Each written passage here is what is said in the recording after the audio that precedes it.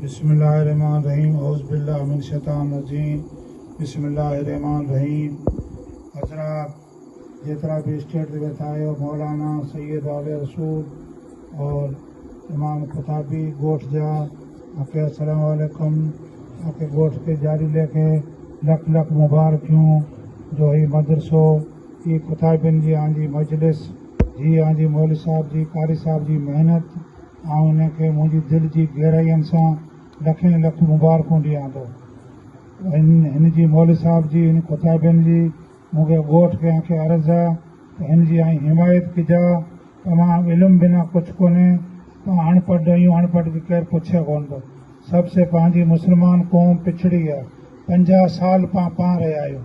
त मुंहिंजी हाणे मां हथ ॿधी अर्ज़ु आहे त महिरबानी करे ज़्यादा में ज़्यादा बचनि खे इल्मु पढ़ायो, मौलवी बणायो, मास्टर बणायो, STM बणायो, कलेक्टर बणायो, SP बणायो। इल्मु बादशाह आहे।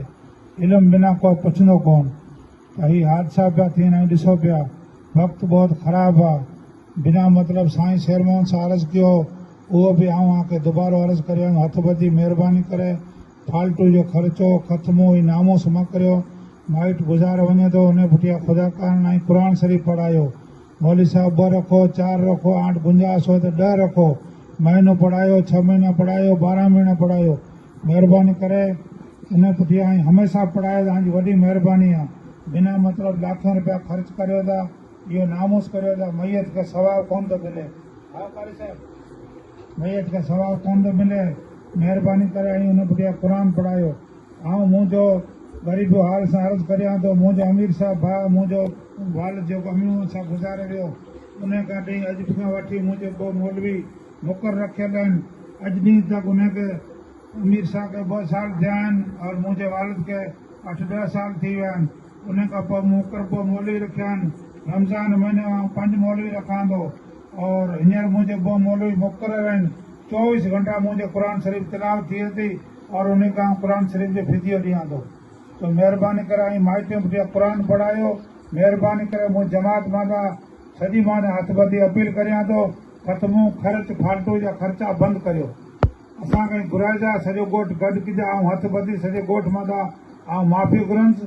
महिरबानी करे ख़त्मो ख़र्च फालतू जो ख़र्चो करियो था, जेको नामूस करियो था इहो नामूस मत करियो।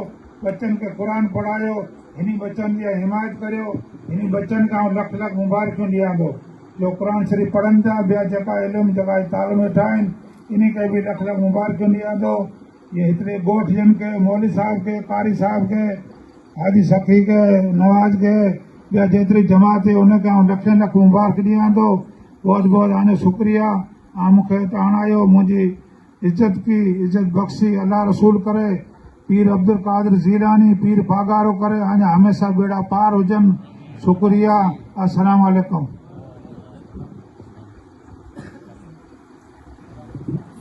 मुस्तफा जाने